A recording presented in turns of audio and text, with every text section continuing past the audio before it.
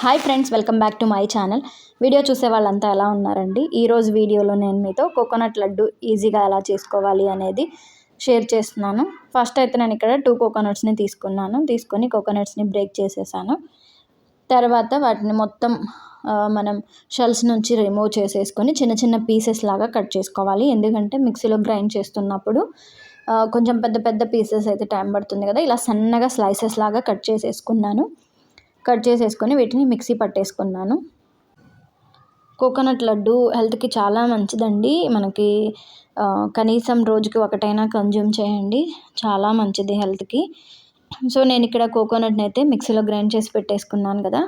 తర్వాత ఒక బాండీ పెట్టేసుకొని బాండీలో నేను ఇక్కడ కప్స్తో మెజర్మెంట్ మీకు చెప్పాలి అంటే ఎగ్జాక్ట్గా ఒక 2 కప్స్ తీసుకుంటే ఈ కోకోనట్ మనం గ్రైండ్ చేసి పెట్టుకున్నాం కదా మిక్సీలో పౌడర్ని 2 కప్స్ తీసుకుంటే దానికి 1 కప్పు బెల్లం తీసుకోవాలన్నమాట.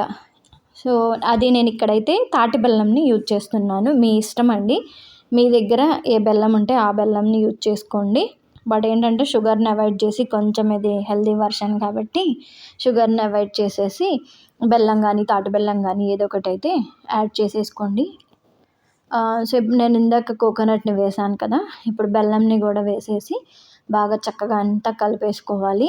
ఏంటంటే మనకు అది బాగా ఫ్రై అయిపోవాలన్నమాట. కొబ్బరి అండ్ బెల్లం కూడా కరిగిపోవాలి. అంతవరకు ఫ్రై చేస్తూనే ఉండాలి.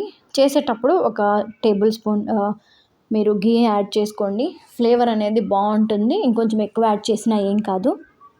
టేస్ట్ అనేది ఏంటంటే కొంచెం బాగా ఘీ స్మెల్ బాగుంటుంది.